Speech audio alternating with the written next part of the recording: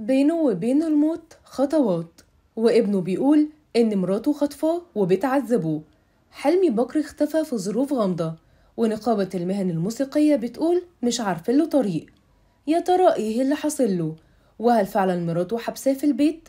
تعالوا نقول لكم الحكاية.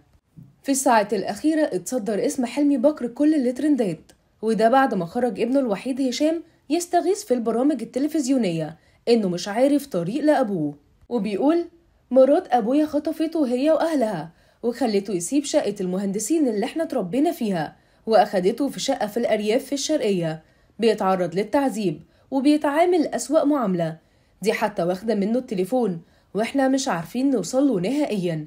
دي بتاخد كل القرارات في حياته دلوقتي. وكمل كلامه وقال إنه هيحجز أول طيارة وينزل بيها على مصر علشان يطمن عليه، بس هو عايز يعرف هو فين بالظبط.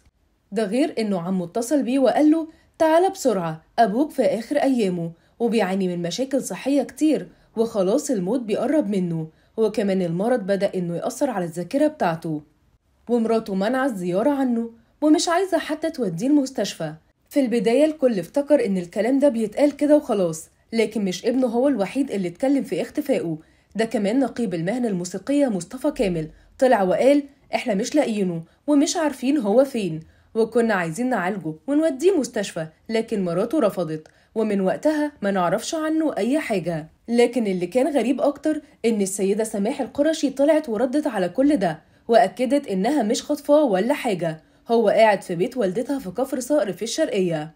بعد ما عرضت عليه وقالت له ياخد فترة نقاهة بعيد عن الدوشة، واخواته جم وزاروه وهو اللي رفض إنه يرجع معاهم على المهندسين. ومش بس كده، أكدت إن حلمي بكر هو اللي مش عايز يروح مستشفى لأن معهوش فلوس يتحمل التكلفة دي، وإنه في الأساس بيحتضر، وهي عملت له البيت مستشفى علشان يكون مرتاح. وكملت كلامها وقالت احنا في الشرقية من شهر بنغير جو، وفكرة اني خطفت حلمي بكر مستفزة جدا لان حلمي بكر شخص جريء وعنيد ولا يستطيع احد ان يحجز عليه ارادته، والحمد لله هو بخير وبشهادة الطبيب المعالج، فحالته بدأت تتحسن خلال اسبوع بعد اتباع النظام الطبي المناسب ليه داخل المنزل.